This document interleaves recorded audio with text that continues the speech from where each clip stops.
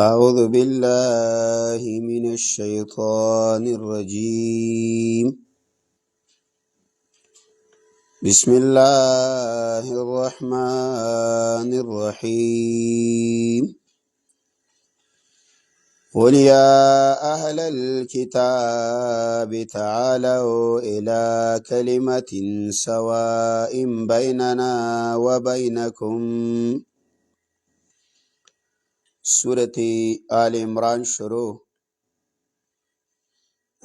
آیات دې څلور شپیتم نمبر. د دې ځاینا دویمه حصه ده د سورة آل عمران د 101 نمبر آیات پورې.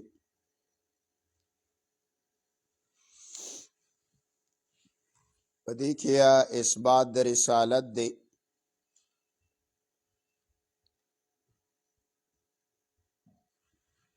څوارلسه قباحتونه دا ذکر کیا د منکرینو د رسالت.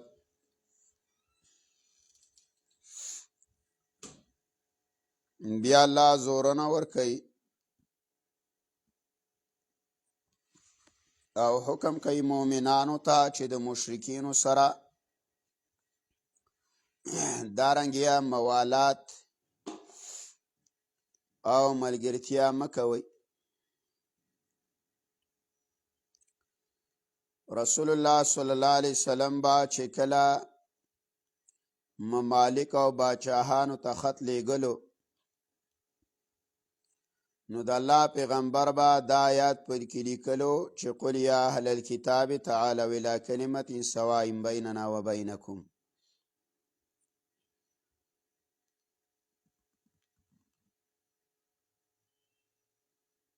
شیخ ابن تیمیہ رحمه الله و اقتداء الصراط المستقیم کی لکی په حواله د سفیان بن عیینه باندې رحمه الله او شاه ولی الله رحمه الله اغا فوز الکبیر کې موي چې من فسدا من علمائنا فله شبه اليهود. زمنګا د علماونا چې څوک بګړاو شیا پاکه مشابهت د يهود راځي. وی من فسدا من عبادنا من عبادنا فله شبه للنصارى. او زمنګا د امیانو نه چې خلک بیلار شیا پاکه مشابهت د نصاراوي.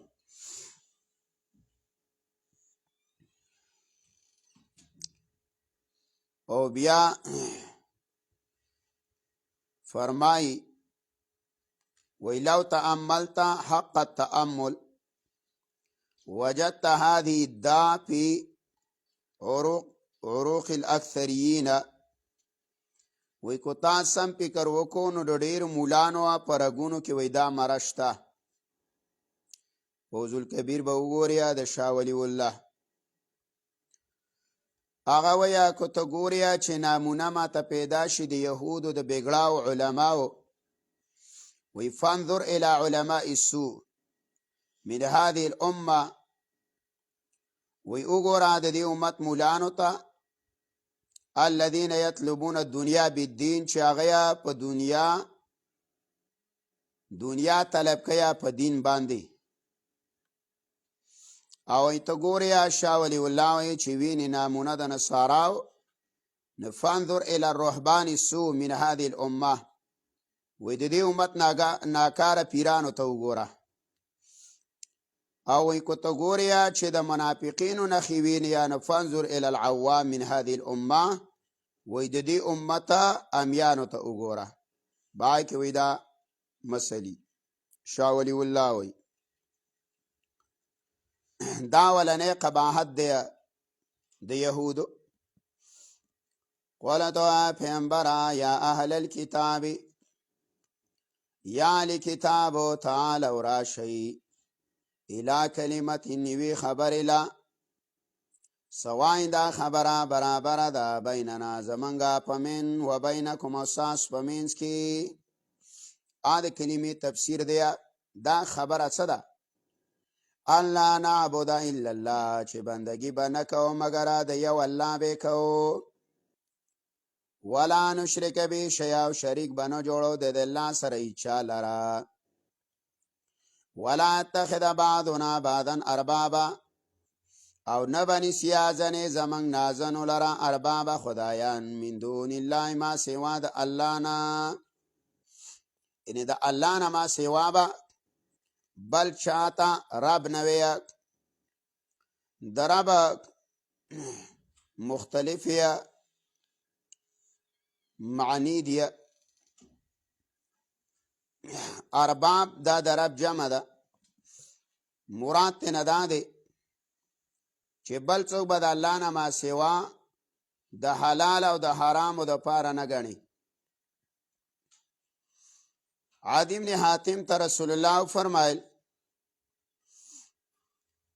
وی تاسو به د خپلو مولانو او پیرانو د خدای قائل وی او د هغې د ارباب او هغې تمرب وه نو ویل یا رسول الله وی مونږ خو ته اله نه دی ویلی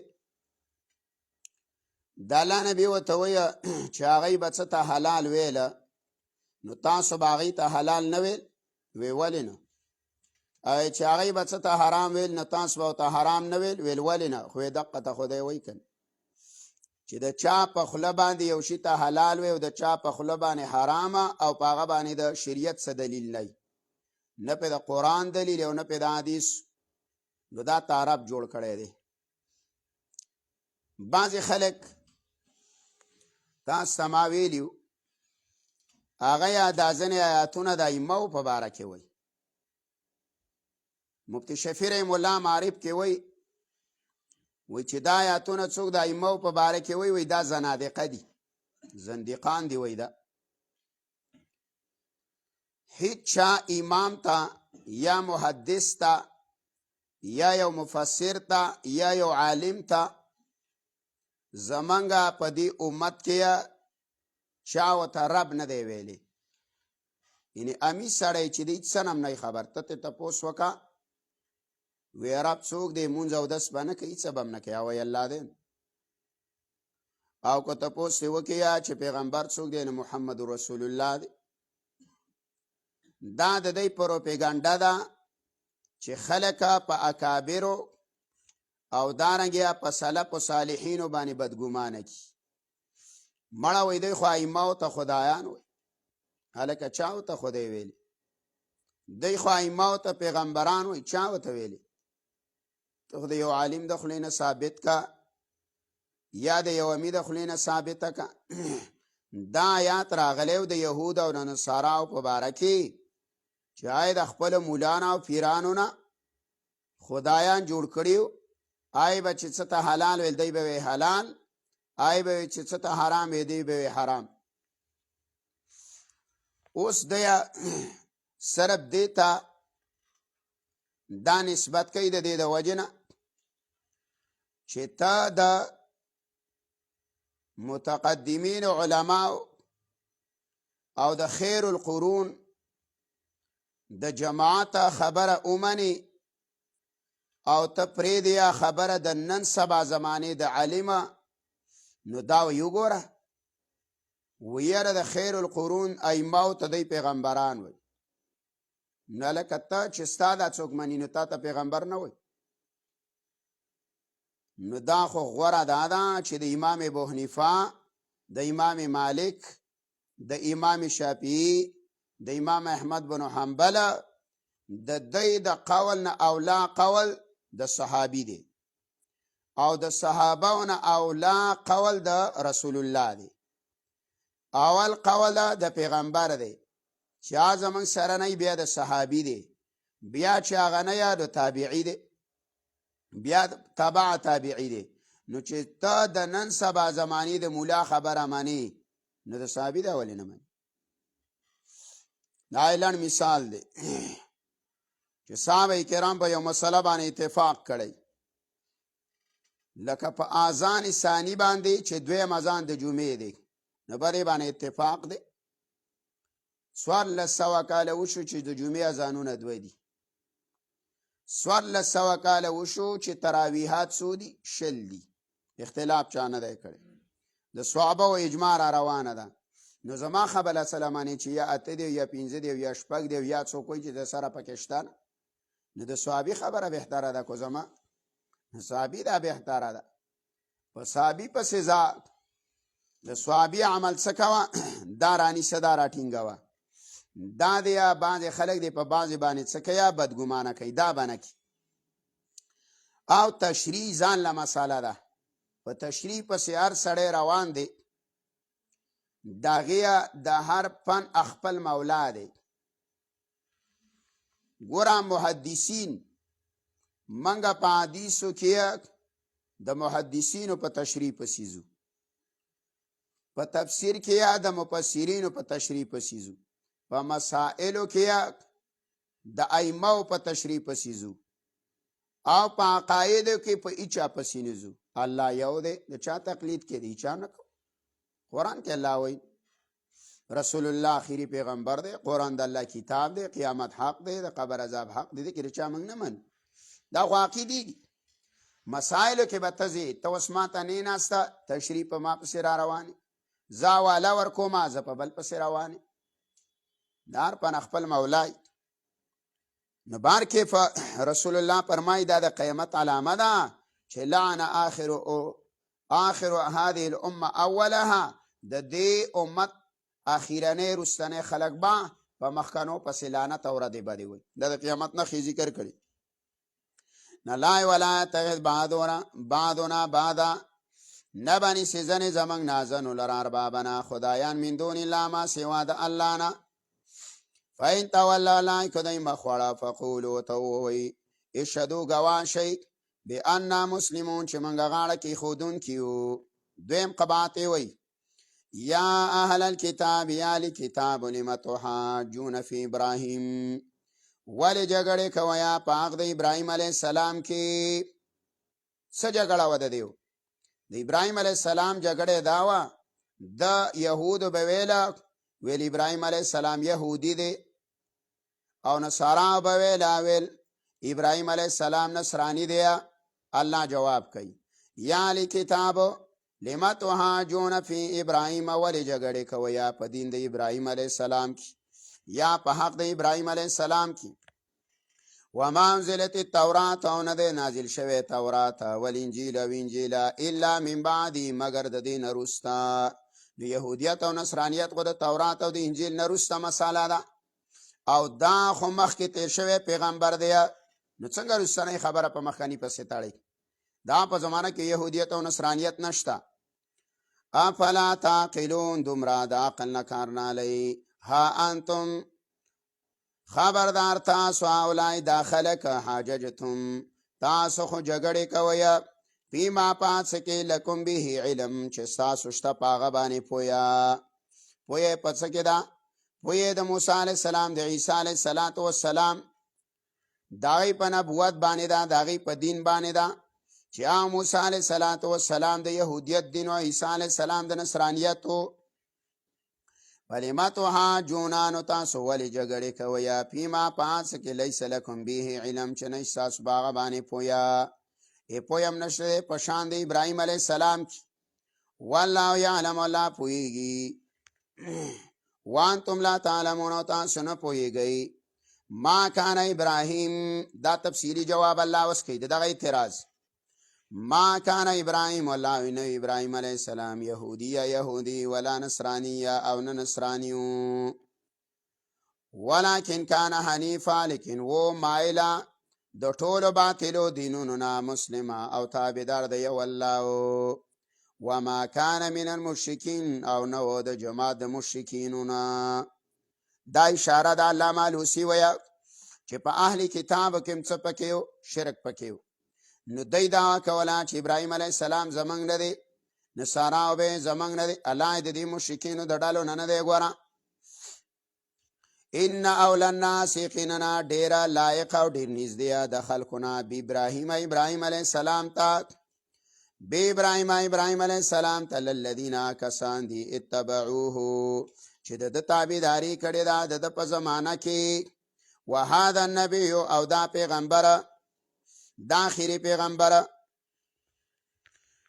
دا اشاره ده د رسول الله صلی الله علیه وسلم شرافت ته چې پیغمبر علیه الصلاۃ والسلام موافق دی په اکثره شرع کې او په شریعت کې د دین د ابراهیم علیه الصلاۃ والسلام والذین کسان آمنوا چې ایمان راوړی دی والله ولی المؤمنین الله تعالی دوست او ناصر د مؤمنانو دی وانت طائفتون لا خوخه غنی وړلا من اهل الكتاب دال کتابنا دای دریم قباحت دی دریم قباحت دا دی چې د عوامو د گمراه کولو د پاره عذرونه باندې جوړیا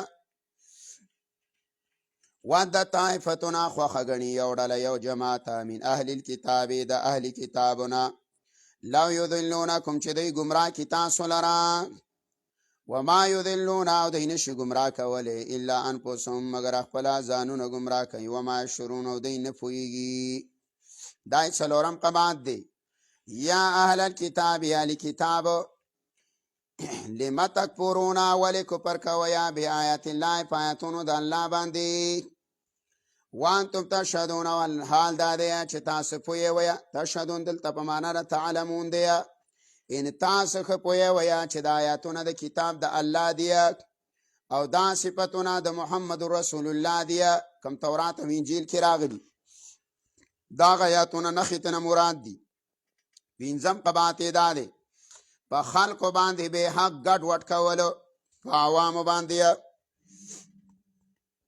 یا اهل الكتاب یا الكتاب لم تلبسون الحق ولی ګډوډوي حق لرا بالباطل د باطل سره ولی ګډوډوي توحید لرا د شرک سره یا ولی ګډوډوي سنت لرا د بدعات سره وتکتمون الحق ولی پټوي حق لرا وانتم تعلمون حال دار چې تاسو کو پويږئ شپږم قباحت ذکر کړي هلا به جوړولا د پاله د مرتد کولو د خلکو چې عوام په دې ذریعہ باندې گمراه کی اهله به داوا چې کله به مشران به د يهودو مولانو آی به کشرانو ته وی تاسو لاړ شئ او مؤمنانو ته خپل ایمان ښکارا کوي وته وی موږ تاسو په دین باندې دا به په اول د ورځې کې وکي بیا چې کله مازیګرې شو او نور پریوتل وخت بیرته به ته ووایه چې موږ کفر کړی دی په محمد رسول الله په قرآن باندې د دې دپاره چې دا کم کمزوري مؤمنان دي چې دا د دوی د دین نه واپس دا ولي دا به د دې د وجې نه کوله چې یاره دا خو اهلي کتاب دي که نه کیدای شي چې د دې پیغمبران صفتونه په خپل کتاب کې کتي او د دې پیغمبران صفتونه په تورات او انجیل کې نه مندلي نو دای ته نه بیرته واوختله دا دین ولا پرې خوستو نو دای قرآن کتاب دی نو منګه بم واوړو د دې دین نه لکه باندې خلک یاره وای ته د پلانې نه خسړې او تا د پلانې نه خسړې چې د دې مسلې قائل دی تینې قائله نه راوي دا د دې مسله نه ده مسله د دلیل ده د قرآن او د حدیث ده وقالت طائفه او ویل به یو جماعت او یو ډلې من اهل الكتاب د اهل کتابنا امنوا ایمان راوړی بالذي فغصبانی انزل چې نازل کړي شوی دی علی الذین پاکسانو باندې امنو چې ایمان راوړی دی وجه النهار پاول ورځ کې پاول ورځ کې التلاشه په جوب باندې ایمان ښکارا کیا وکفروا اخره او کفر وکیا په اخر د ورځ کې نتیجه بدار وزیا لعلهم یرجعون شاید چې دا کمزور مؤمنان به واپس شي د دین د پیغمبر نه ولا تؤمنوا الا لمن تبع دینکم دا شپږم قباحت دی په دین منسوخه به وصیت کا الکه دین منسوخ شوی يهودیت او نصرانیت دی بیام خلکو له دعوت ورکیا د دې منسوخ دینه ولا تؤمنوا الا لمن تبع دینکم باور بنا کوي اعتبار بنا کوي الا لمن مگر پاچا به کوي تبع دینکم چې ساز د دین تابعدارو ستاسو خبره منلا نو تاسو مولا خبره منئ باور پې نه کوئ قل تو پیغمبره ان الهدى یقینا هدایت مراد دلته د هدایت نه څه دی ابن جریج ویا اسلام نو معنا بداش قل تو وایا ان الهدى یقینا د اسلام هدى الله د لار د الله دا صراط مستقیم دی نیغه دویمه معنا بعد ویا مراد د هدى نه قرآن دی قل تو پیغمبره ان الهدى یقینا دا قرآن هدى الله دا لار دا الله دا دریم معنا دا حسن بصری کړه دا آغا ویا دا نبوت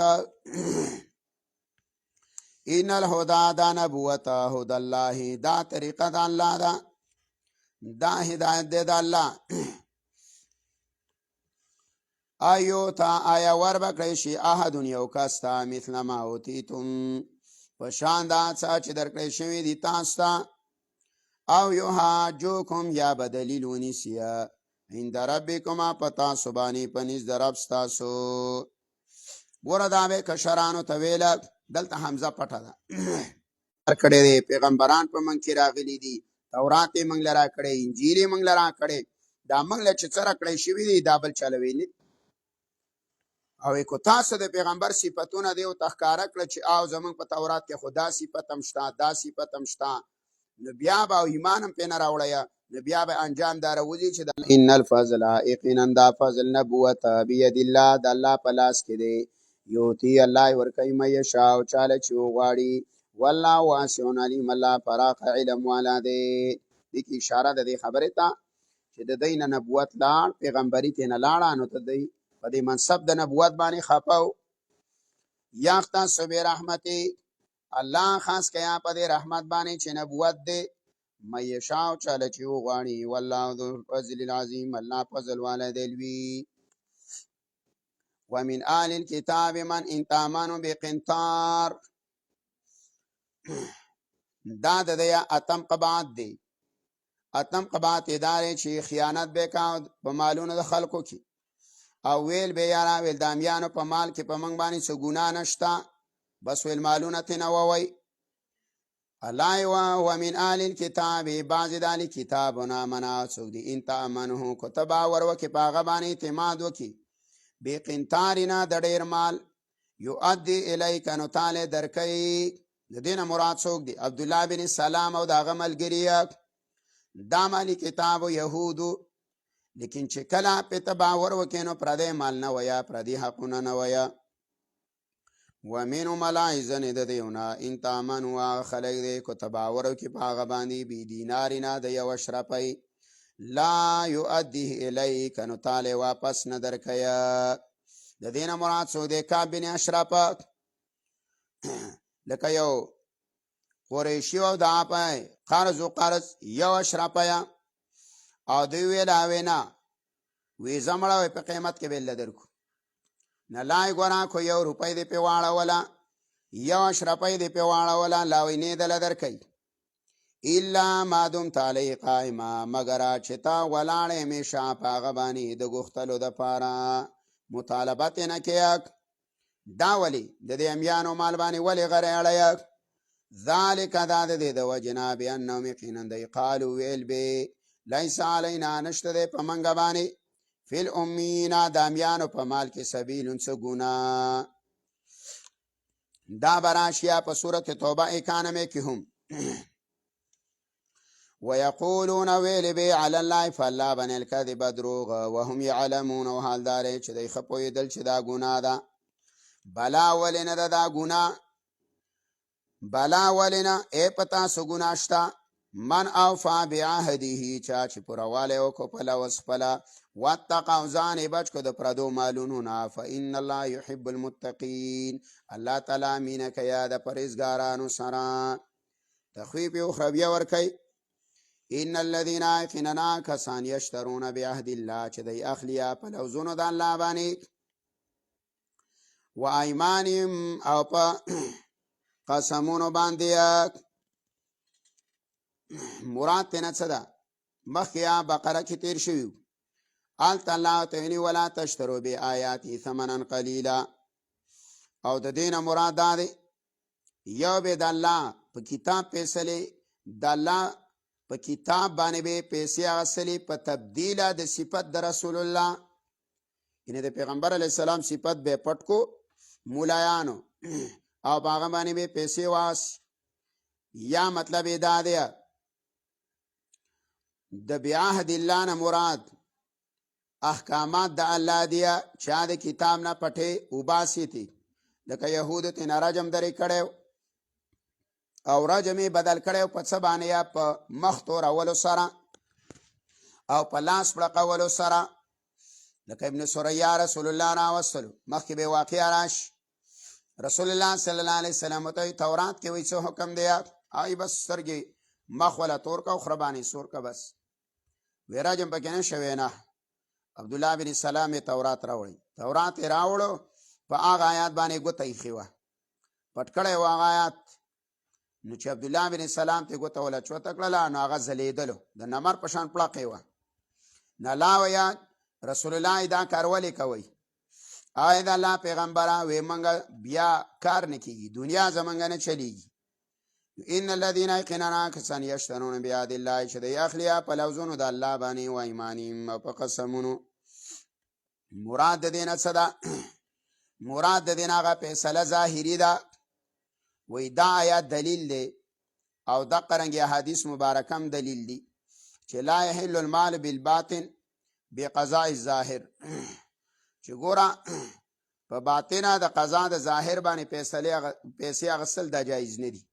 لکه اما به فیصلې ته کمی کې کنه او هغې له تا له څوک پیسې میسې درکوي نو دا روانه ده.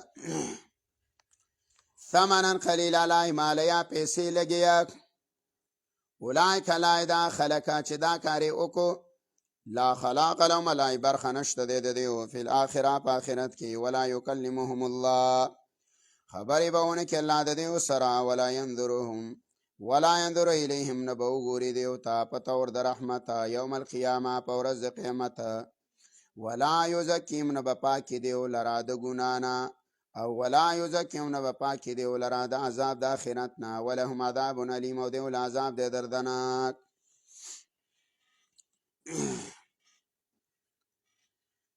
وان منهم لفریقا یلوون السنتهم، دای نهم قباعت دی، نهم قباعت دا دی چې د یا تحریف کیا د الله په کتاب کې، لکه مخکې تیره شوې وه چې د راعینا په ژبې راعینه وه. وان منهم ملایزنې د دیونه لفریقنا یو ډله یو جماعت دی یلوون السنتهم دی کږیا هغه ژبې خپلې بالکتاب په کتاب باندې لتحسبوا د دې دپاره چې تاسو ګمان وکئ په هغه باندې من الکتاب د کتاب نه، هغه کتاب نه محرف یا اکی تحریف کړی خو ژبې کږه کیا د راینا په ځای باندې راعینه وویه وما هو من الكتاب الله نه دا د کتاب نه، ویقولون وای هو من عند الله دا د طرفه د الله نه دی، وما هو من عند الله نه دا د طرفه د الله نه، ويقولون وای لله فلا بن الكذب دروغ وهم يعلمون او دی خفویږي. ما كان لبشر ان يؤتيه الله الكتاب والحكم والنبوه، دای لسم قباعت دی، نسبت به د شرک او عباد صالحین ته. دا خبره وکړه ویل مونږ ته عیسی علیه السلام او مریم علیه السلام دا پیغام راوړی دی چې مونږه الهه یو زمونږه بندګي کویه. الله جواب وکړو چې ګوره دا مناسبه نه ده، ما کان چیستا رب الدکان رب الدار وغیره نو بیا استعمال جایز دی. حسن بصری مولای ربی چاته وی العلماء والفقهاء مراد تنا خلق دی چې عالمان فقیهان یا سودی ویا وی مراد تنا العالم الحکیم، آغا عالم تنا مراد یا چې بصیرت او حکمت والا یا. ابن جبیر ویا وی در ربانینا مراد متقی دی. ابن زید ویا المدبر لتنظیم الناس. علامه لوسیم ویا وی آغا عالم تا ویا چې په امور د خلق پویا خلق اتفاق و اتحاد تناولیا. مبرد ویا وی ارباب العلم اخواندان د علم دیا. وی العالم لدین الرب الذي يعمل بعلمه آغا علم دیا چې دا په خپل علم باندې عمل دیا. ابو عبیده ویا هو العالم بالحلال والحرام والامر والنهي. امام قرطبیم د قول را نقل کړي. وای بادا پیغمبرا کونو شیا ربانین الله ولا خلق بما په دی وجه باندې کنتم تعلمون الكتاب دلته ایها الناس مفعول دا پټ دی. ای په دی وجه باندې کنتم چې تاسو یې خلکو تعلمون الكتاب تاسو خودنه کوي خلکو ته د کتاب و بما کنتم تدرسون او په دی وجه باندې چې تاسو لوستل کوي. قاضی ثنا الله فانی پتی رحمه الله تفسیر مزری کې وای او تفسیر ماجدیم وی دا د عالم فریضه ده چې کلم یو عالم یا د قرآن او د حدیث وی دعوه کیا نه پاکې به وی شوق او محبت د تعلیم او د تدریس ویا چې کله دې کې د تعلیم او د تدریس جذبه نه وه وی دا پر ربانین علماو کې نه د حساب دا سړی ځکه وجه الله ویلې ده ولا یامرکم او حکم نه کیا تاسو ته د دې خبرې ان تتخذوا الملائکه چې تاسو ونیسئ ملائکو لره والنبیین او پیغمبرانو لره اربابا خدایان. ایامرکم آیا حکم به کوي تاسو ته دا پیغمبره بالکفر د کفر کولو بعد اذا انتم مسلمون پس هغه نه چې تاسو مسلمانان او غاړه کې ښودونکي الله ته. واذا اخذ الله میثاق النبیین دا یولسم قباط دی. کار بالله صحیح لوزونه به ماتوله. واذا اخذ الله کله چې واغسته الله تعالی میثاق النبیین مضبوطه وعده د پیغمبرانو نه. تاسو ما مخکې ویلي قرآن کریم کې درې لوزونه دي. یو لوز د عامة الناس دی الستو بربکم سورت اعراف کې دی. یو لوز چې دا د علماو نه دی او دویم لوز چې دی دریم لوز نو دا د انبیاو نه دی. بیا علما وی لکه ابو حیان بحر المحیط کې چې دا لوز په کوم ځای کې اخیستلی شوی دی د انبیاو نه. لکه په عالم ارواح کې خو دا لوز اخیستلی شوی د عوامو نه چې الستو بربکم قالوا بلا خو د علماو نه وی دا لوز چېرته اخیستلی شوی. نو بعضې ویه چې دا هم په عالم ارواح کې اخیستلی شوی خو مستقله په دې باندې الله حکم کړی دی. دویم قول دا دی چې نه دا په وخت د اعطاء النبوه والکتاب کله چې الله دې پیغمبر لا پیغمبري ورکوي او کتاب وله ورکوي نو په هغه وخت کې د پیغمبرانو نه دا لوز اخیستلی شوی دی چې تاسو له کله پیغمبر راشي نو تاسو به د هغې څه کوئ ایمان به پرې راوړئ او امداد به د دغه پیغمبر کوئ تایید به کوئ. د دې د وجې نه موجوده چې کوم پیغمبر به هغه به د سابقه پیغمبره په باره کې مصدقا ټکی وه چې موږ تصدیق کوونکي وګوره دا کتابونو چې مخکې دي زموږ نه او د دې قرآن په صفاتو کې بار بار راځي او د رسول الله چې مصدقا لما بین یدی. دانګې عیسی علیه السلام په باره کې راځي د موسی علیه السلام وغیره. نو د دې نه مراد لوز دی په هغه وخت کې چې کله دی له نبوت ورکوي او کله دې ته آسماني کتاب میلاویږي. واذا اخذ الله کله چې واغسته الله تعالی میثاق النبیین مضبوط لوزه د پیغمبرانو نه. په دې لوز کې امام قرطبي ویه المراد منه غیر محمد د رسول الله نه ما سوا نور انبیا ګوره ټول مراد دی. پیغمبر علیه السلام دې لوز کې نه دی. لما اتیتکم هغه څه چې موږ درکو تاسو لره من کتاب د څه کتاب نه و حکمت او د پوهې نه ثم جاءکم بیا راشي تاسو لره رسول پیغمبر. مراد د دې رسول الله عبدالله بن عباس وی محمد رسول الله دی. مصدقنا تصدیق کوونکی لما د هغه څه معکم چې ستاسو سره دی لتؤمنن به خامخا به ایمان راوړی په هغه باندې ولتنصرنه خامخا به امداد کوئ د هغه.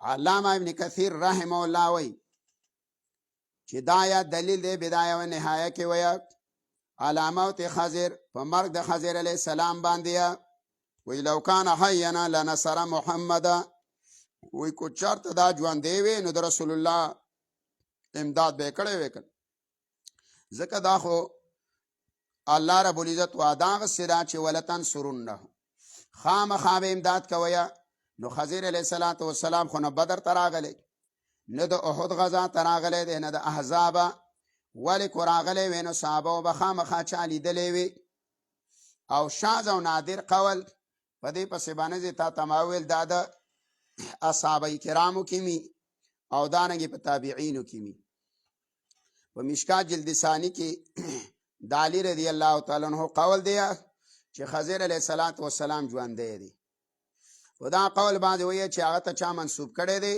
او دا قول د علی رضی الله تعالی عنہ نه دی او پاغه چا ورته پلي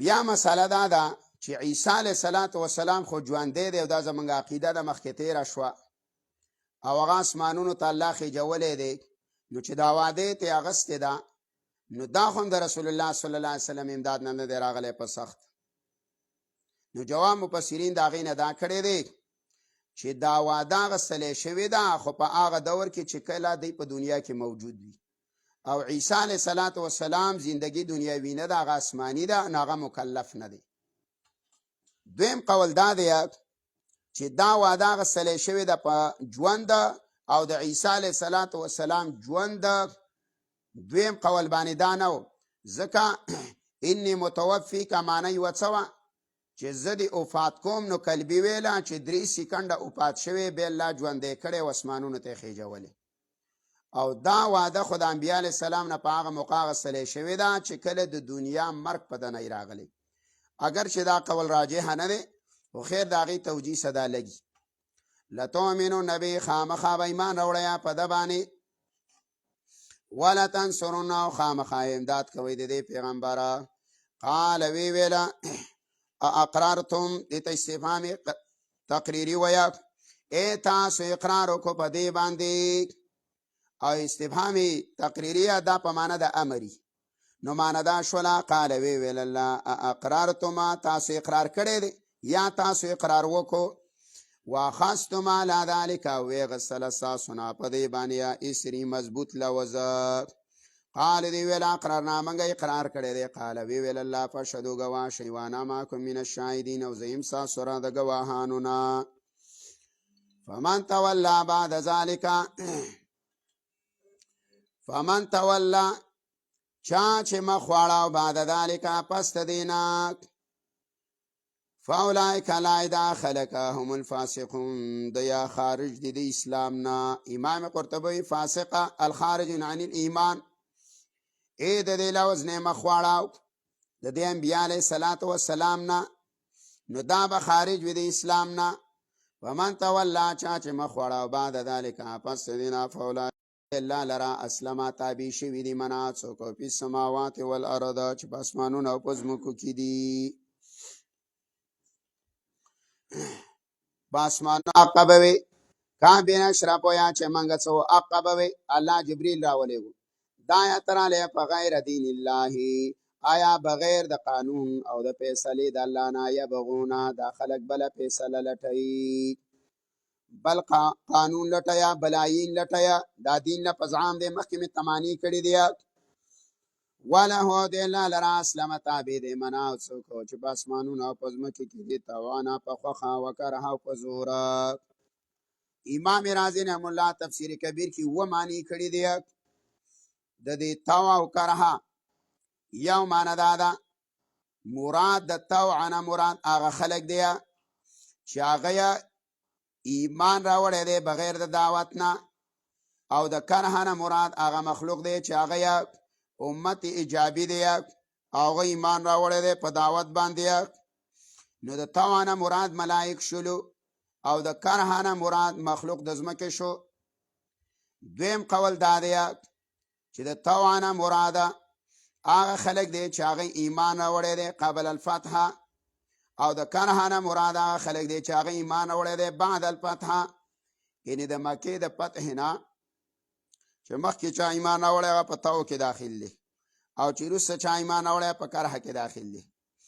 بعد ویا چې توانه مراد دا دی چا بلا جبر ایمان راوړی دی بغیر د جنګه، ان د په علاقه باندې صحابه او پیغمبر اعلان جنگ نه دی کړی، او په کرهه باندې خلک مراد دی چې هغه د جنګه نه وروسته مسلمانان شوي دي، نورې معنی مغی کړي.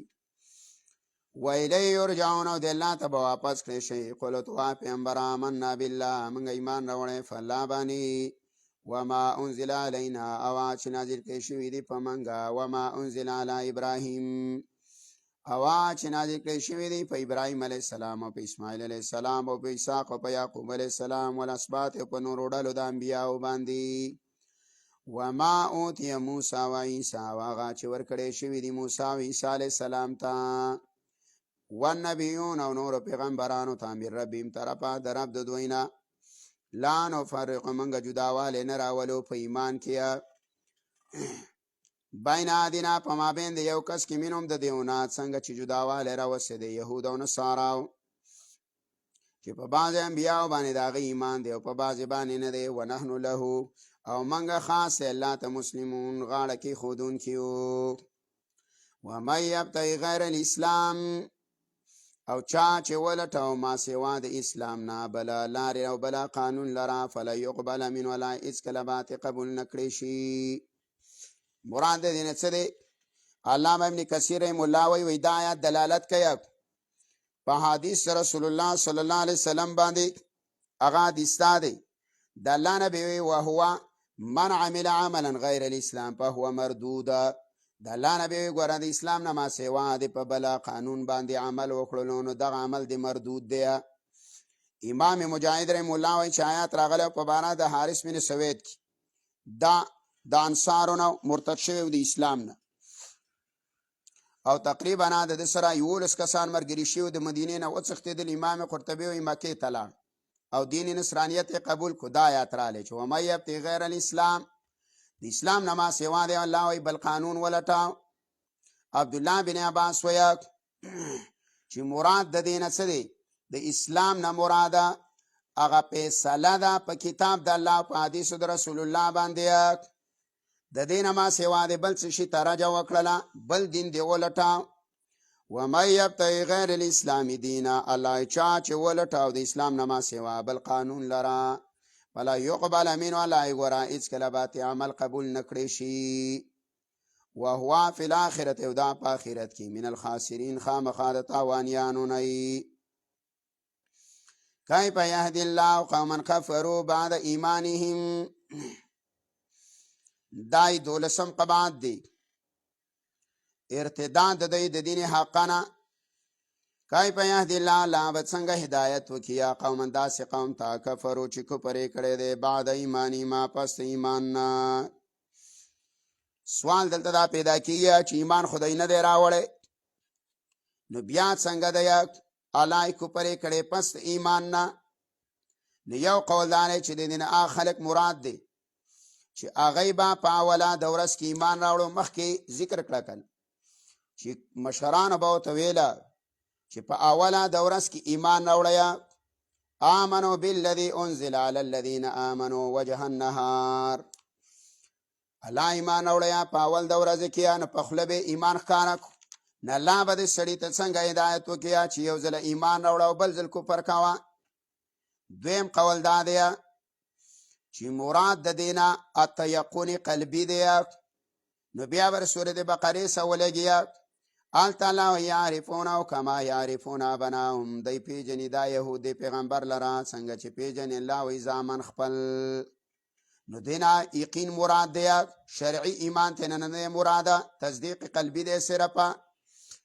تصدیق قلبي او تیقن پر رسول الله په حقانیت باندې وو چې او د آخري پیغمبر دی. قوم داسې قوم تلای کفرو چې کفر یې کړی دی بعد ایمانی، ما پس ایمان نه، وشهدو، او دای گواهی ورکړې ده ان رسول حق، چې دا پیغمبر حق دی.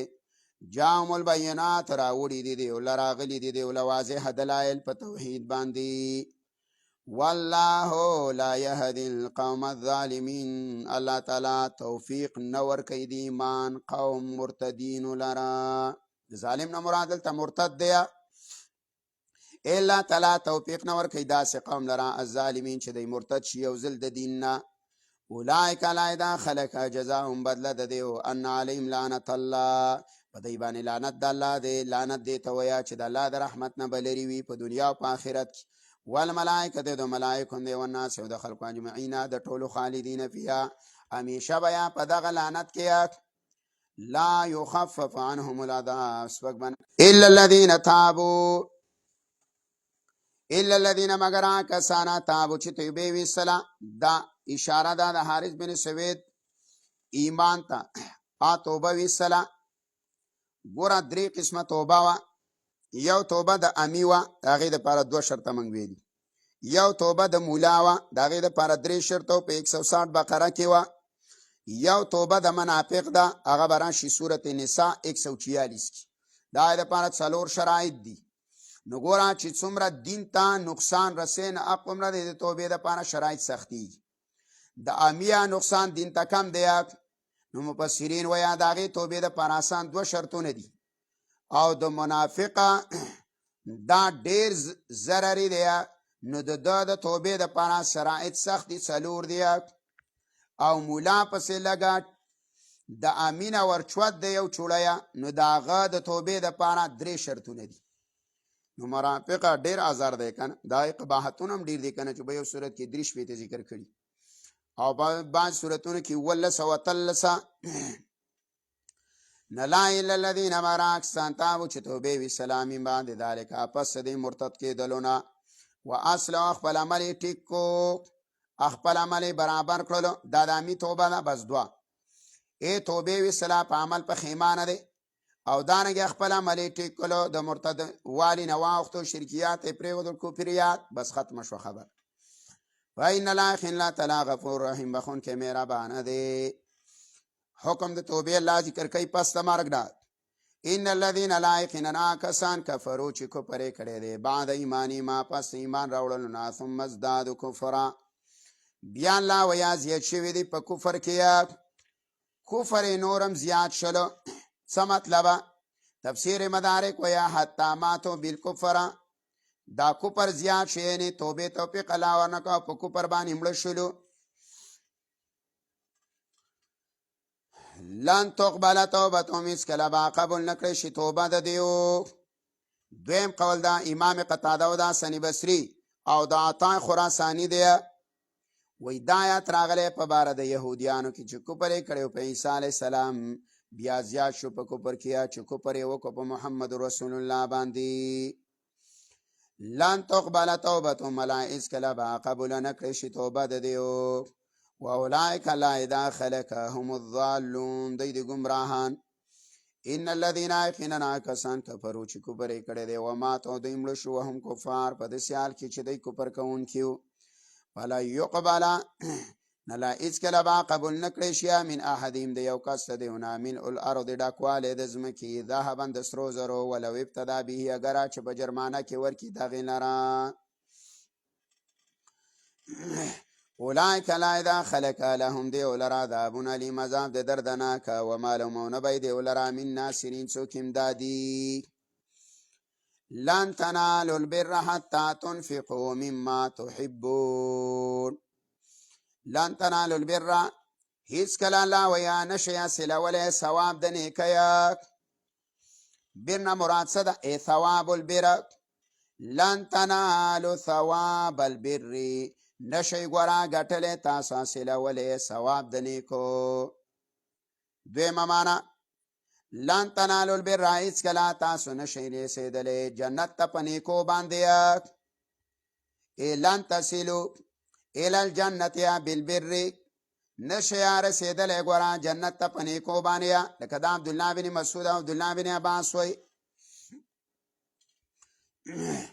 بعض ویا معنا دا چې لن تنالوا البر هیڅ کله نشئ رسیدلې په عمل صالح باندې جنت ته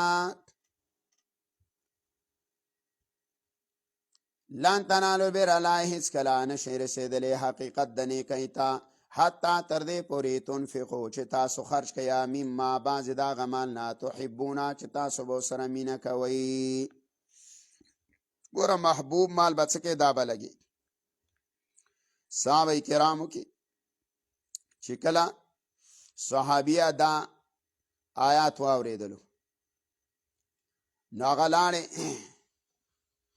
د هغه باغ بیروحه په حدیثو کې راځي، امام بخاري هم ذکر کړي، سراج المنیر هم راوړي. هغه لاړې او دا آیات یې اورېدلی نو فوراً یې په دې عمل وکړو. ښځې ته یې وویل د باغ نه راوځه واړه وسو. او بعض سیرت کې لیکلي دي چې د ماشومانو په خولې کې کجورې وي او د خولې نه یې وله کجورې درې کړې. نو ښځې ته تپوس کوي دا ولې؟ وی دا مې الله له ورکړې او رسول الله نه مې واورېدله چې الله وایي نیکۍ نه شي حاصلولی چې محبوب مال هم نه خرڅ کړی. ویل دا باغ راته د ټول مال نه محبوب دی. رسول الله صلی الله علیه وسلم هغه له زیری ورکړو چې دا ډېر ګټور او ډېر خوندور مال دی په نیز د الله باندې. وی دا هغه آیات دی، یو څو آیاتونه داسې دي په قرآن کریم کې، یو تېنه دا دی او نور په خپله موقع باندې راشي چې هغه څنګه راغلي دي او صحابي اورېدلی په غوږ یې لګېدلی نو فوراً یې پې عمل کړی.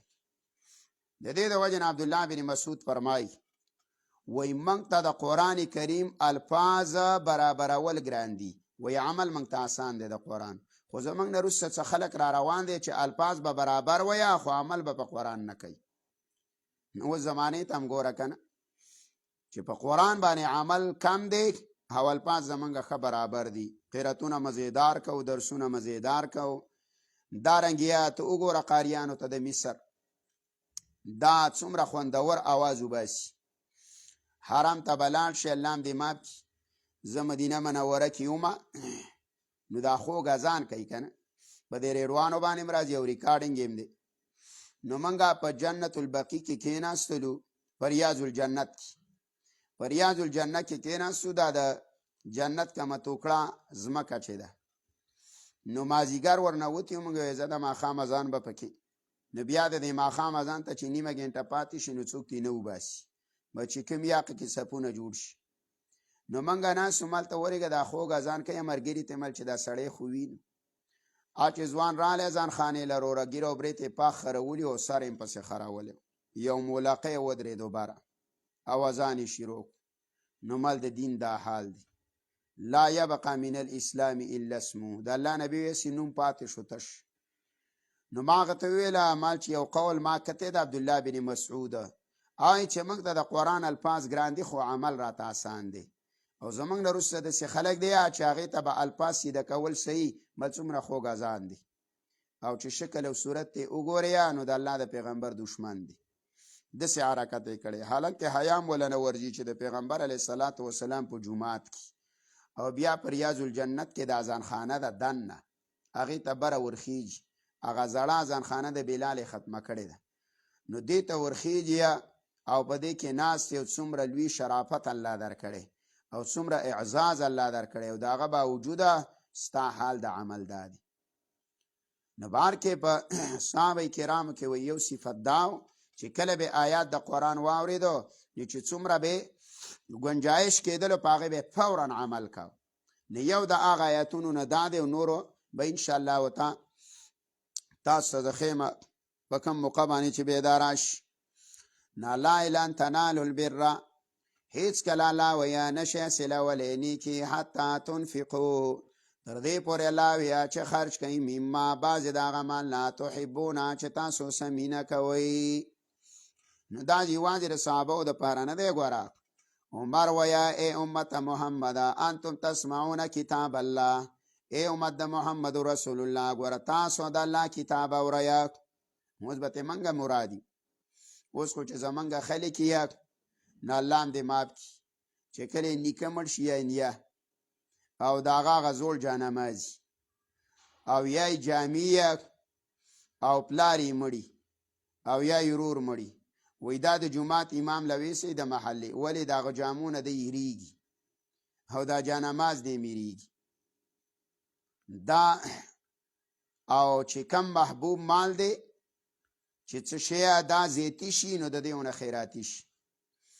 تاسو ته مې مخکې مو ویل کو زاړه قرآنونه راوړي نو دی به مدرسې له راوړي، زوړ قرآن پاڼې پاڼې څیري څیري کړی به یې نیا به یې ولشلولی نیکه او دارنګ یا ماشومانو بشلولی زی وی بچیه دا ویسه د ستړو ځای شاباسګاړه ده ځه مدرسې له یې ویسه وی څوک به پکې تلاوت کوي نو دا خو تا ته ثواب نه میلاویږي ښه ګناهګار شوی ولې مدرسې کې خو ماشومان دي او هغه هم داسې عاقل نه دي ګنې چې پوهېږي خواران نو هغه قرآن روالي پاڼه تې په یو ځای کې ولیدلي بله پاڼه په بل ځای کې ولیدلي سپاره یې په بل ځای کې پرته یا نو تا ته خو ثواب په دې میلاو نه شو ګناه دې وشوله ته کو ثواب ګټې نه وی قرآن به دې شکرانه کړی وی په 200 روپۍ او چې اجر ګټې مدرسې له به دې راوړی وی هو وی دا نه وی قرآن واله او دانګې کو تا اجر ګټې نو جانماز به دې اغستی وی نه وی زه وی او یا به در سره یا اقه راوړه امام لی ورکه په جومات کې هم کېده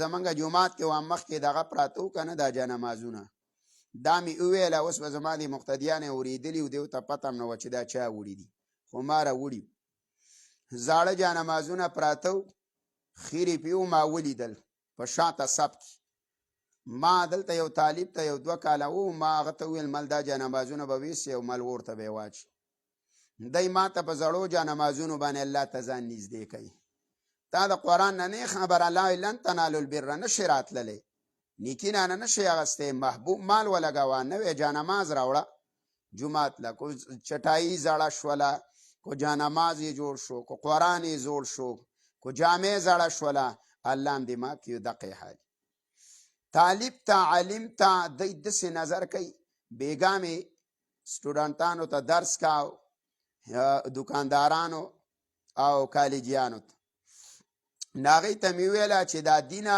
منګه څومره په سپک نظر راغستی چې په پرایویټ سکول کې استازي نو د هغه تنخواه چې کله بیالوجي پړاوی یا کیمستري پړاوی یا انګلیش پړاوی یا ریاضي نو د هغه د بلا د زوی تنخواه 10,000 او 40,050 او چې د الله کتاب ورته وی اسلامیات ورته وی نو د اق مولانو تنخواه 15,000 او 7,000 ده دا د دې تنخواهی ما ته معلوم دي کنه زمونږ د دې خپلې مدرسې استادان پکې دي زه ته تپوس کوم ستا څو تنخواه ده څوک وایي زما 15 ده څوک وایي زما 6 ده خاوند دا بل څو ده د هغو خو 25,000 تنخواه ده نو دا منګه د الله دی کتاب ته دومره سپک ګورو حالان کې پکار دا وه چې زیات نه وي نو کم از کم د دې ریاضي څخه به دې سم کړی وي د دې انګلیس څخه به دې سم کړی وي د دې کیمستري څخه به دې سم کړی وي چې زه مولای عالم د پیغمبر وارثې نو چې ریاضی والا له 100 ورکوم نو خو تعالی هم در کومه کنه پکار خو زیاته وه چې زیاته نه وي نو دا کمه خو ورکوه د هغې سره خو یې برابر دا یې ورته سپک نظر و خو زه کله د مولانو نه هم ګیله وکړمه زه هم د لیوني زامن یې وی تاسو دې ته اسلام ښیوئ کښېنئ ته دی به د پسې په خپله راځي داسې به وخیږي خو مسله دا ده چې بعضې خو دنیا پرسته یا هغه که اوس یو عالم ته کښېني نو نور ته نه کښېني نو په روپۍ 100 خرڅېږي خو دا خوار کښېني د ده په ځای 15 ورغلي نور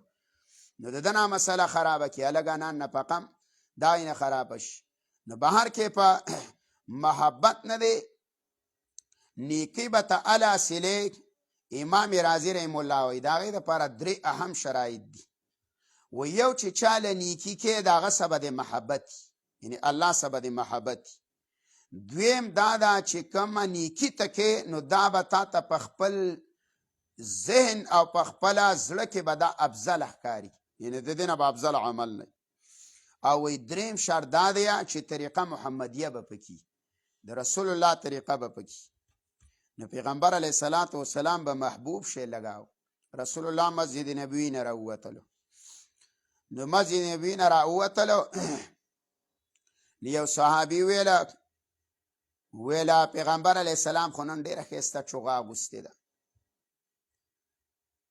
نو بل صحابي ویل د الله پیغمبره ویل ماله به دې راکړې وې دا خو مزیداره چوغه ده رسول الله کور ته ننوت د عایشې به یې کوټې ته لاړ او بس د ځان یې بېرته هغه زوړ څادر تاو کړ او چوغې یې راویستې وې دا ول صحابه کرامو دې صحابي ته ویل حدیث کې راځي وی ښه دی ونه کړه تا ته پیغمبر ښه معلوم دی چې د چا نه سر اتکی نه او منع کوي نه تا ولې مطالبه وکړه هغه ویل قسم مې دی په الله ما دې له مطالبه کړې ده چې زه د رسول الله صلی الله علیه وسلم په دې کپړه کې کپن شمه دا د پیغمبر د بدن سره لګېدلې ده او زماړه دا غواړي چې د پیغمبر د بدن څخه کومه کپړه لګېدلې او زه په دې کې سیمه کپن شو.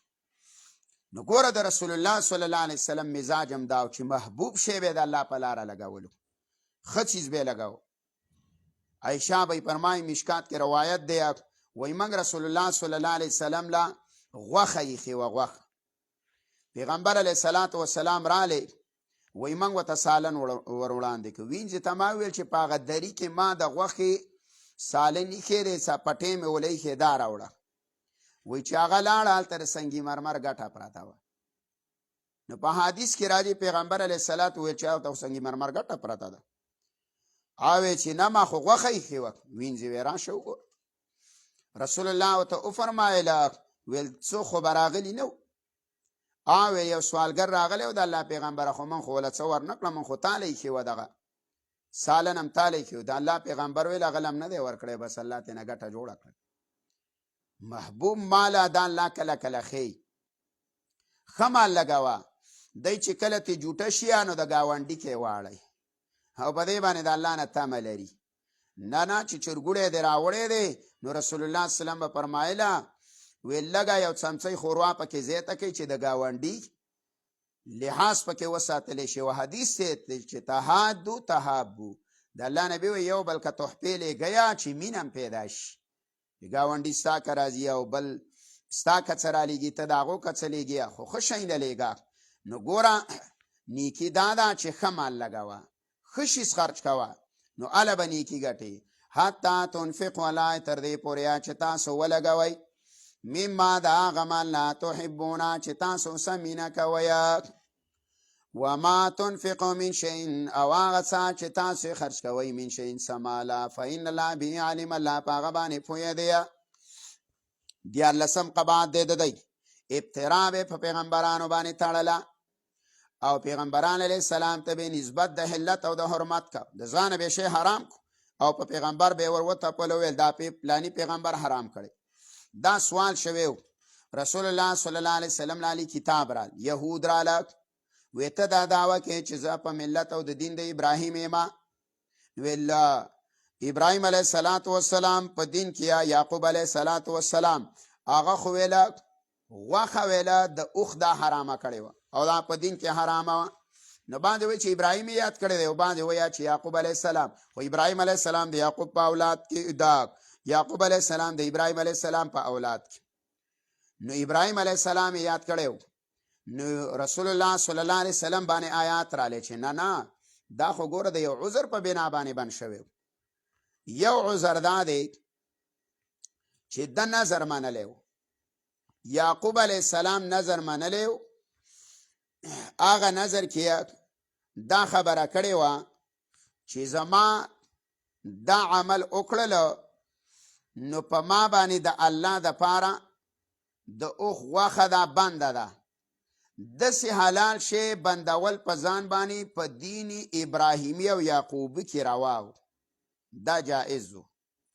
دویم قول دا دی چې نه طبیبانو په ده باندې د اوښ غوښه او شوده بند کړي و. وجه دا وه چې د رګ و رګ امام قرطبي وی او د دې اوښه په شودو او غوښه کې لزوجت دی، دې کې غوړوالی دی، دا د انسان جسم نرمي او نرمېدله دا د رګ له نقصاني دي. دا چې څومره ټیټي کنه کله چا رګي کنه هغه ته وایي لږ ګرځه او دارنګې یخ خوراک پې نه کوي او دا تړیه د کې دایي جام کوي وغیره. نو ده ته یې ویلي وه چې ته به دا نه خورې، د بند کړي. نو دی ابترا په هغه وتړله چې ته د هغه د دین دعوه کوې، حالانکې د هغه په دین کې خو د اوښ شوده او دارنګې د اوښ غوښه حرامه وه، ته یې ولې خورې؟ الله جواب وکړو ورته ووایه پیغمبره کل طعام ټوله د خوراک شیونه، د طعام نه مراد مطعومات یعنی هغه شی نه چې د خوراک، نور ټول خوراک ته نه دی مراده، ځکه چې خنزیره او میتا او دم او نظر لغیر الله دا څلور حرام شیونه په تمام ادیانو کې حرام دي، د ټول حرام دي. سراج المنیر وایي ابو حیان وایي د دې نه مراد مطعومات دي. ګوره هغه شیونه چې الله خوراک له پیدا کړي دي او جایز او حلال وي دا ټوله حلالو، کان حل لبنی اسرائیل دا حلالو د پاره د بنی اسرائیلو الا ما حرم اسرائیل مگر آغا چې منع کړي. دلته د حرم لغوي معنی ده، شرعي معنی نه ده چې حرام کړي دی، نه هغه چې بند کړي په ځان باندې اسرائیل یعقوب علیه السلام علی نفسه په ځان باندې من قبل ان تنزل التوراة. دی دا دعوه وکړله چې دا مسله په تورات کې ده. الله یې ګوره دا د نزول د تورات نه مخکې ده، من قبل ان تنزل التوراة، مخکې د نازلېدلو د تورات نه. کو تاسو اعتماد نه کوئ نو قل ته ووایه فاتو بالتوراة، زه دغه تورات راوړئ دا تورات. په دې کې کوم ځای کې آیات دی چې یاره حرامه ده غوښه د اوښ او شوده د اوښ حرام دي. فاتلوها لا ویل ولیا ان کنتم صادقین، کو تاسو یې وی رښتینی. فمن افترى علی الله، چا چې وتړله په الله باندې الکذب دروغ من بعد ذلك پس د دینا فاولئک دا خلک هم الظالمون، لای دی ظالمان. قالت وا پیغمبر صدق الله، رښتیا ویلی دی الله. فاتبعوا ملت ابراهیم، روان شیا په دین د ابراهیم علیه السلام باندې حنیفا چې مایل او د ټولو باطل دینونو نه. وما كان من المشرکین، الله وینه د جماعت او د ډلې د مشرکینو نه، دا غینه نو. ان اول بیت وضع للناس للذي ببکه، دای څوارلسم قبات. دی ویل یاره زمانږه قبله ستاسو د قبلې نه اوله ده، نوې زمانږه دین ستاسو د دین نه افضل دی، موږ پسې روان شئ. الله وی نه، ان اول بیت، اوله کوټه، یو دار دی یو بیت دی. بیت کوټې ته وایه او دار چې چاردیوالي تېنه ته پاکې نورې کوټې وي اته بیا دار وی. نو دا یوه کوټه ده که نه بیت الله، نو ځکه ورته بیت وی، دانې ورته نه دی ویلی. ان اول بیت، یقینا اوله کوټه وضع چې جوړه کړې شوې ده للناس دپاره د عبادت د خلکو. یو معنی داره چې د دې نه مراد لعبادت الناس، دا جوړه شوې ده دپاره د عبادت د خلکو. نو چې دا عبارت راوباسي د دې معنی دا شوه چې اول د عبادت جماعت مسجد ځای دا چې جوړ شوی دی نو دا بیت الله دی، او د دې نه مخکې آبادیانې وي، د اوسېدلو آبادیانې دا وي. نو دا لعبادت الناس راوباسي. دویم قول دا دی چې نه، غوره قول هم دا دی ان اول بیت، یقینا اوله کوټه وضع چې دا جوړه شوې ده للناس دپاره د خلکو، د خلکو دپاره چې جوړه شوې ده. نو دا نشه چې د عبادت دپاره ده کو نه، خو دا علامه ده په دین د الله، په توحید د الله باندې. نو للذي ببکه، دا هغه ده چې په مکه کې ده. نو بیا د دې نه مخکې آبادي نه ده جوړه شوې. نو ابو حیان وایه چې دا اوله آبادي ده په مخ د ځمکه چې دا ملائکو کړې وه. او بیا به بدایه و نهایه وګورئ چې په هغې کې وایي چې دا لس ځل ورانه شوې ده او لس ځل جوړه شوې ده بیت الله. اوله ابتدای ملائکو کړي، بیا آدم علیه السلام، بیا شیث علیه السلام، بیا داسې راغلی ده ښکته دا ابراهیم علیه السلام، بیا پسې بني جرهم قبیله هغی وه، بیا قصیه، بیا پسې د عربو مشرکینو داسې روانه وه، بیا عبدالله بن زبیر، بیا د هغې نه وروسته حجاج بن یوسف وغیره. ای تفصیل بدایه و نهایه کې بیا ګور چې څنګه ورانه شو او څنګه جوړه شو، ای ټولې وضاحت یې پکې کړی دی. باقي للذي، دا اوس چې کومه بیت الله دی که نه، نو دا د حجاج بن یوسف د لاس تعمیر دی. دا عبدالله بن زبیر د رسول الله ارمان پوره کړی. پیغمبر علیه السلام فرمایلی په بخاري کې روایت چې زما زړه غواړي چې دا بیت الله داسې جوړ کړمه څنګه چې بابا جوړ کړی ابراهیم علیه السلام. هغه څنګه جوړ کړی؟ هغه چې جوړ کړی نو پاکې دا حتیم دن نه، اوس حتیم بار دی که نه، دا د بیت الله کوټه ده، دا ټوله حصه ده، د دې نه دا لږه بار پاتې شوي، دا نوره چاردیوالي ده، د کعبې حصه بار پاتې ده. یو دویم تبدیلی پکې دا وه چې دې کې دوه دروازې وي، یوه دروازه به د ننوتلو وه او دویمه به د وتلو وه. دریمه پکې دا وه چې دا د دروازې دا درشل دا د ځمکې څپې وسته وه. هواره به اوس دومره چوته کړې ده چې دا کله هغې جوړوله قریشو، نو هغې ته وسیله لاس د انسان وررسي چې ودرېږي دومره چوته. نو عایشه به یې ورته وویل چې ولې نه جوړې؟ نو ویې چې ستا دا قوم نوي مسلمانان دي که نه، اوس به ویه چې یوه کعبه پاتې وه هغې هم نانه ورانه کړه. د رسول الله صلی الله علیه وسلم په هره خبره او په هر عمل کې د امت خیر دی. نو وی کله کله به یو خپل ارمانه چې هغه به دین یې، خو کله کله به ګوره خپل ارمان هم پرېږدي د دې دپاره چې یاره امت په اختلافاتو کې اخته نه شي. نو رسول الله د خپل زړه ارمان پوره نه کړو د دې د وجې نه چې امت په اختلاف کې اخته نه شي.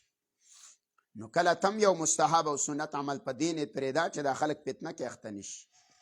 ځنې مسائل شولو په ځنې علاقه کې، ځنې خبرې اترې شولې، نو هغه به مستحبه خبره مستحب عمل به سنت عمل به په هغې باندې به فتنه جوړه شي، اینه به توی شي، دارنګې کنځله به وشي، جومات کې به تفریقه شي او تفریقه جوړول دا خو حرام دي د شریعت په رڼا کې.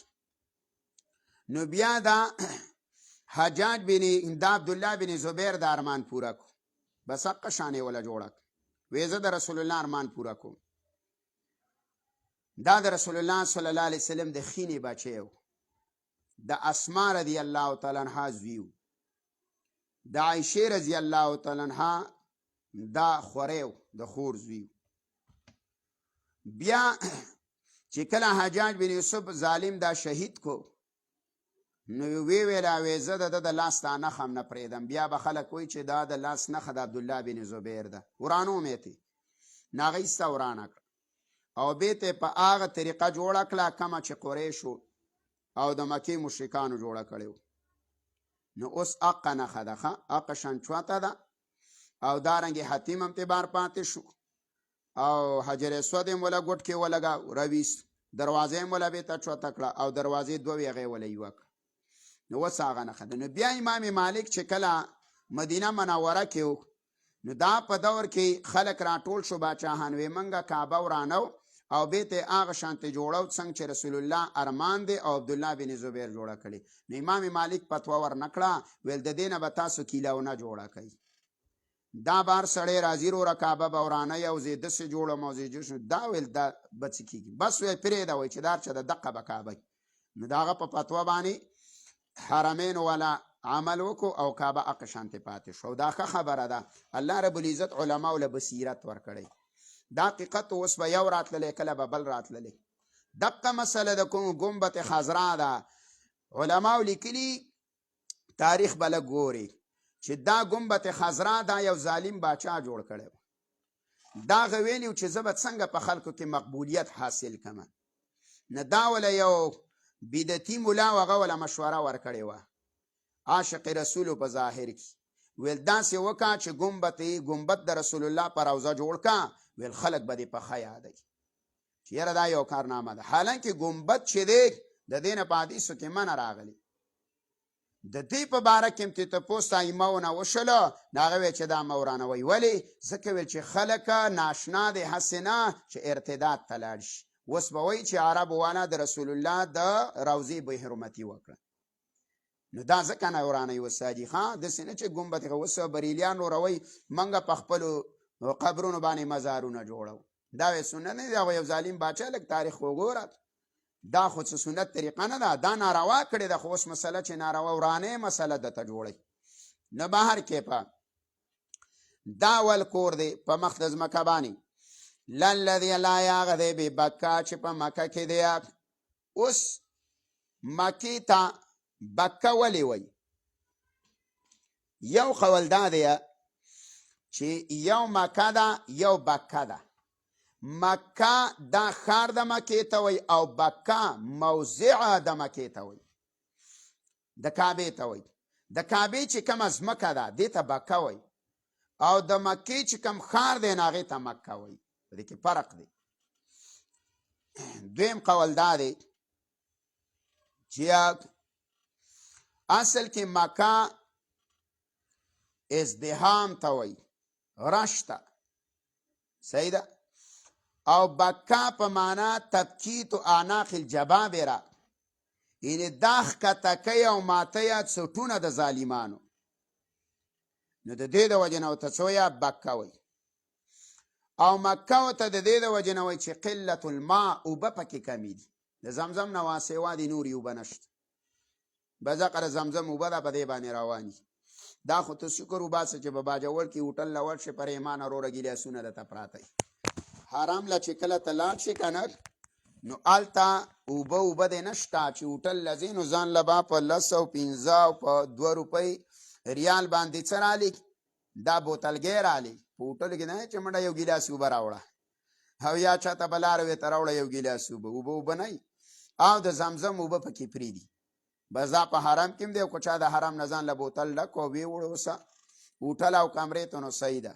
نو د قلت الماء د اوبه د کمود د وجې نه دې ته څه وایه مکه ورته وایه. او بعضې علما وایي چې دا مکه وه بکه ده اصل کې، لیکن عربه دا با په میم باندې بدلی نو د بکې نه مکه جوړه کړي. الله بې بکه چې په مکه کې دی مبارکه د برکت نه ډک دی.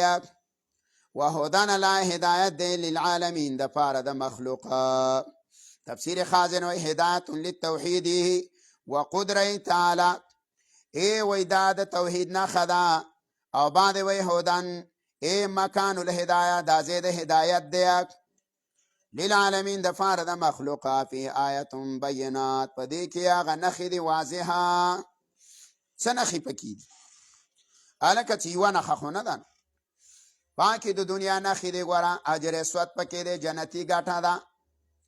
دارنګې رکن یماني دی 4 واړه طرفونو کې برکتونه دي. په حدیث کې راځي چې په کم طرف باندې باران وشي اقه طرف ته اقه کال په هغه ملک باندې پراخیه. رکن یماني ته باران وشي که نه نو یمن طرف ته اقه کال پراخی وسعت یې په هغې باندې. کو رکن شامي باندې باران وشي په هغه طرف باندې نو د شام والا طرف ته چې څومره ممالک دي په هغه اقه کال پراخي راځي. دارنګې راواله پسې دا 2 طرفونه نور او چې په 4 واړه ګوټونو باندې باران د بره را وورېږي نو بیا په تمامه دنیا کې پراخي. په هر ملک باندې الله په اقه کال روزي ډېره کوي.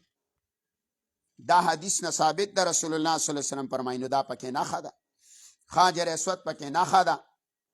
خو دا نښې پکې نشته زمونږ عوامو چې مو دغه کړي دي یاره وایي د الله نظام دی وایي د بره پې مرغۍ نیسي. د بره مرغۍ تله نه د بره پې ناستي کوترې پې د بره ناستي چینچڼې پې د بره ناستي.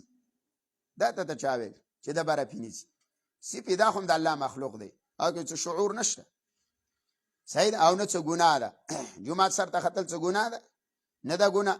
خلک پې سبقونه وایي د بره غرمو ته پې منځونه پې کوي نو دې کې څه حرج مره نشته. د عوامو په بیان کې دغه شوي. دارنګې صفا مروه پکې ده. زمزم کوې پکې دی. مقام ابراهیم پکې دی. دعاګانې الله هلته قبلیه وغیره. څوک د الحاد کوشش وکړي د ظلم الله ول عذاب ورکوي. ملا علي قاري وایي زموږ نه مخکې یو سړی روانو او د بیت الله نه پسې لاس راووتو دا مخې پیوه سړی زموږ مخې ته کېناست. وایي چې موږ کله سړی راپاڅه او په سترګو باندې وړو دا ولې د نیت خراب شوی. نو ګوره نیت به په مکه او کعبه کې نه خرابې. دالته چې نیت خراب نو الله تعالی ګوره سنگینه سزا درکوي. نو په دې کې نښې دی الله مقام ابراهیم زید ودرېدل د ابراهیم علیه السلام دی. مقام ابراهیم نه هغه ګټه ده چې کومه ګټه باندې بیت الله جوړول او په هغې باندې به ولاړو. په هغې کې چاپونه دي د پښو د ابراهیم علیه السلام. ومن دخله کان آمنا او څوک چې ننوځي دې ته نو کان آمنا وي به په امن د عذاب د الله نه. یو معنی خدا ده وایي چې څوک ننوځي او د دې نه طواف وکړي نو د قیامت په ورځ به وله کعبه سپارش کوي. دویم قول دا دی چې نه د دې نه مراد حجر اسود دی. وایي چې حجر اسود ته استلام وکړو او یا یې ښکل کړو نو د دې به د قیامت په ورځ څه جبه به جبه او خوله به یې داسې خبرې به کوي نو به سپارش بدله کوي. حدیثو کې راځي. او بعد ویه چې مراد تېنه جمیع حرام دی د عذاب د الله نه به محفوظ یې چې ایمان در سره یې او کو چرته نه ویه منافق ویه او یا کمزوری مؤمن وي نو په حرام کې ته څه دی امن در سره. اسلحه پکې نشته، جګړې پکې نشته، لانجې پکې نشته. بس یوازې زموږ د پښتنو د دې نه یو ځای نه دی. دی طواف وکړي ستړي شي، بیا په کمرو کې جنګونه کوي، د یو بل سره لاندې ودي. هلکه د الله بندګانو هلته هم د نه جنګ خلاص نه شو، پته نه لګېږي. نو ومن دخله کان آمنا، څوک چې دننه ودې تانوي په امن. ولله خاص الله لپاره علی الناس په خلکو باندې حج البیت، حج د بیت الله دی. من استطاع الیه سبیلا، څوک چې طاقت لري دې ته د لارې. نو د لارې نه مراد زاد او راحله ده، توخه د سره ده، سورلی در سره ده. امام مالک یا مراد تینا سبیلا من استطاع صحت دی د بدنه، ای چې بدن دی برابر دی، صحتمند دی. نو زاهد لور شو داخلي روپۍ د صدیق. ومن کفر الله ویا چا چې ناشکري وکړله او حج یې پرېښود بې عذره، نو فإن الله غني عن العالمین، الله تعالی بې پروا دی د مخلوق نه. نو حدیث دی د الله نبی ویا چې حج د باندې فرض دی، بلا عذره دی پرېښودله او مړ شولې. د الله نبی ویا کو یهودي مرې کو نصراني مرې. نو ګوره په دې کې ډېر خلک داخل دي، دینداره خلک د داخلي وسیع کېږي، پیسې ورسره رسم او روان تېنه حج پاتې کړی. یاره وایي د رسم د وجې نه نشم کولی، د داخلي پیسې م ورسره. زما یو ملګری یو ملحج له ولې نه ځي، ویل 10 لکه په حج لګي، ویل 20 لکه په رواج. نو ویل د رواج د وجې نه نشم تللی، د دغه نه پاتې. ډېر خلک هم داسې ولیدله.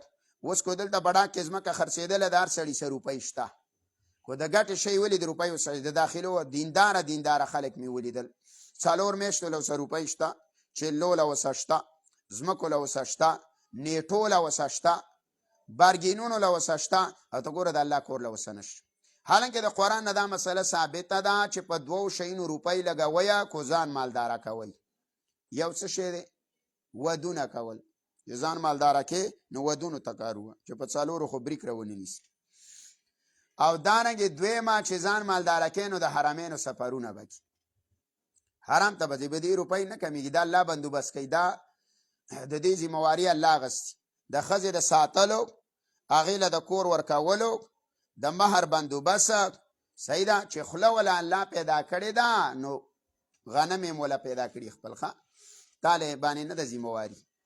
او دویمه ده چې حرمینو ته کله ځې نو دا روپۍ الله رب العزت بس د غیب نه بندوبست کړي. خدا د محبت سره تعلق ساتي چې مینه او محبت دې وسه او د الله نه وغواړي، بس الله دې پکې نصیبه کوي، ورپاڅوي دې. ومن کفر الله، چا چې کفر وکړو، که انکار یې وکړو د حج نه، نو بیا خو کفر دی. او کو چا ونه کړلو، بیا په دې کې اختلاف دی چې آیا په تاخیر سره او کو نه په تعجیل سره، یعنی فوراً حج فرض دی کو نه. نو باندې علما وایي چې خیر دی، ودی کې کو لیټ کېږي یو ورځ 2 او کال 2 لیټ کېږي، خو کم از کم چې مړ نشي ګوره، او هسې نه چې دا صحت خراب نشي. نو غوره دا ده چې بس روپۍ د سره رالې نو حج کوه، او کو چېرته تاخیر د څه عذر د وجې نه رالې نو د الله نه صحت بیا غواړه چې الله دې د دنیا نه داسې رسخت نه کړي. ومن کفر، چا چې ناشکري وکړله، فإن الله الله تعالی غني بې پروا دی عن العالمین، د مخلوق نه. زجر اول ورکوي. قلت وا پیغمبره یا اهل الكتاب لکتاب لم تکفرون بآیات الله، تاسو ولې کفر کوئ په آیاتونو د الله باندې.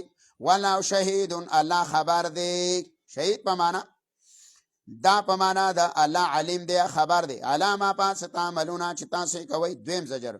قلت وا یا اهل الكتاب یا لکتاب لم تصدون عن سبیل الله، تاسو ولې منع کوئ دا خلک د الله د لارې نه.